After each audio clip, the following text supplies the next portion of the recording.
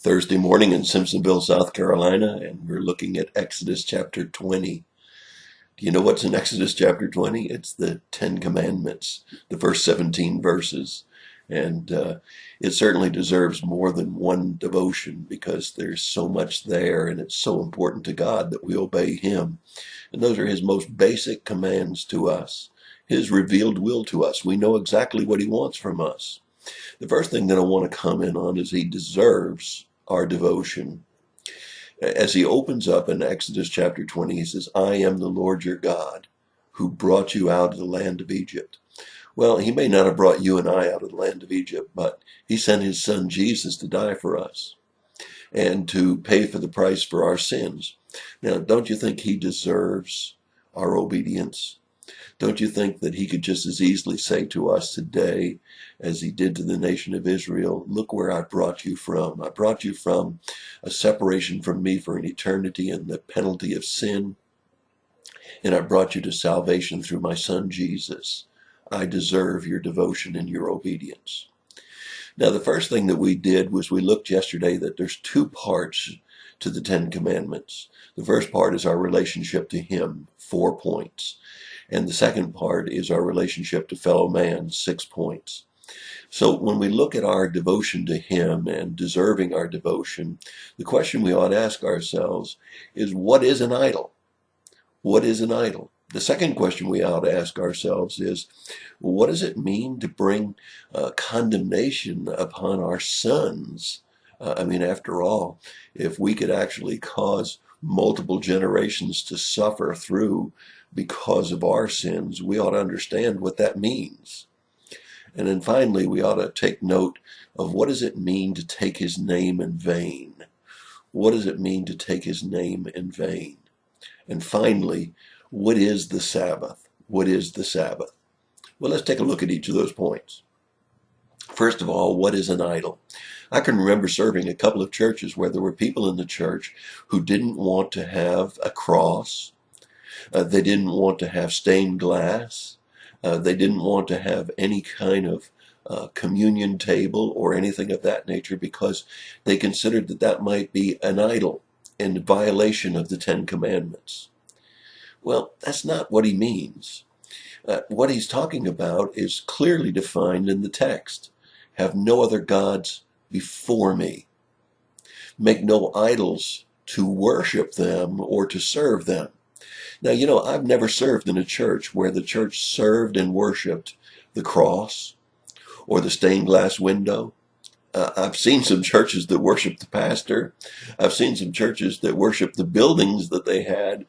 But I've never seen them fall down before a cross or a stained glass window and worship that cross or that stained glass window. They may have worshiped God with that window or that cross reminding them of Him, but I've never seen them actually worship those objects. So what he's saying to us here is the idols are those things that are objects that we actually worship. Now, let me just give you a silly illustration. Suppose I have a picture of my wife, and I keep it on my desk or I keep it in my wallet. And from time to time, I take it out and just look at her beauty and just remember her personality and remember how much I love her. Am I worshiping the picture? Of course not. Down here in South Carolina, when it gets to be 39 degrees, a picture is not very warming. But my wife in person can be quite a warming subject. So let's realize that these things that become idols only become idols if we worship them or if we actually use those as our point of worship. Secondly, what about the sons? What about this visiting the iniquities of the fathers upon the sons? Well, again, you need to read the text pretty carefully to be sure you read it in context. It says, the iniquity to the children of those who hate me. Now, a lot of things that children learn are learned behavior, are they not? They're things they learn from their parents. As a matter of fact, we were talking in a Bible study fellowship the other day about the lady that was paying for her Duke tuition by making porno films. And one of the issues that we raised is, I wonder what her parents were like. I wonder what kind of example they set for her, that she would see that there was no harm in making porno films.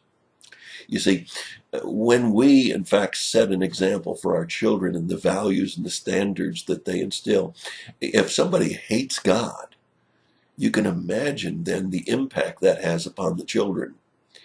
Now, the children aren't going to suffer as a direct result of the parents, but they do suffer in a lot of indirect ways, do they not?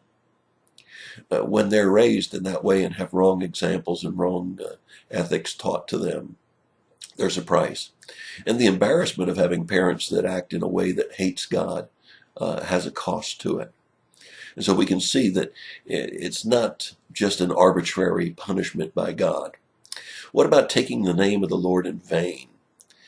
Many people get so uptight about people that curse and swear because they really believe that that's truly what that passage means, to take the name of the Lord in vain by using it as a curse or a swear word. Well, certainly that's not pleasing to God. However, I've watched a lot of the people that do that, and it's actually no more directed to God than any other foul talk or correspondence. What it really means is, listen to the definition of vain: worthless, useless. Those are the kind of words, or foolish. When we say that God is worthless or useless or foolish, that's taking the name of God in vain.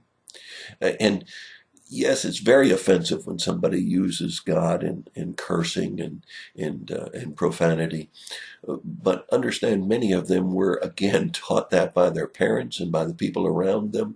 They think nothing of it. They don't realize that that's an affront to God. They don't realize that they're saying that God is worthless or useless, or that he's something that should be despised. When we know God and we use his name in a vain way, and we say that he's useless, or we say that he is absolutely a wasteful kind of a thing, one that has no value, that's taking his name in vain. I remember sitting in my office one day many years ago, and a fella that I was confronting about sin privately put his hand on my Bible and said, "I vow unto God that I did not and am not involved with this woman." It was a lie. It was taking the name of God in vain, for he was swearing unto God and on his word that he was not involved with this woman, and yet just a few weeks later it became very apparent that that was not at all true. Well, there's a terrible price for that, isn't there? When we take his name in vain. And remember, that was one of the wonderful things about the court system for so many years, that people would swear an oath that they were telling the truth. And that certainly would have its consequences. And finally, what about the Sabbath? Well, there's a lot of people that argue that the Sabbath is Saturday, because that's when the Jews celebrated the Sabbath. Actually, they didn't celebrate it just on Saturday. It was Friday night from sundown until sundown of Saturday. So it wasn't all of Saturday, and it wasn't all of Friday. There's some people that argue that it has to be Sunday because Jesus was crucified and then resurrected on Sunday. But I'd like to tell you that I believe that God is much more intent on the attitude of our heart and in our real life than he is about whether it's Saturday or Sunday or Monday or Tuesday. As a matter of fact, if you look at the text, it says, "For 6 days you work, and on the seventh day you worship and you rest." You see, God didn't set these things down for himself to see if we could follow them without any problem. He set them down for us, and he knows that if we work 6 days, we need a seventh day, a day of worship and rest. For those that are policemen, those that work in hospitals, those that work in critical industries, their Sabbath may not be able to be a Saturday or a Sunday, but they need to have a Sabbath. They need to have a day of rest and worship. And it's very important that we not leave out the worship. We all need rest, we know that, and sometimes our body demands it. But shouldn't our spirit also demand a day that we worship, a day when we set it aside for him? Remember the beginning of Exodus 20. "I am the Lord your God, who bought your freedom through my son, Jesus Christ. In the case of the Israelites, brought you out of the land of Egypt. Doesn't he deserve our worship? God bless you. That's your thought for the day.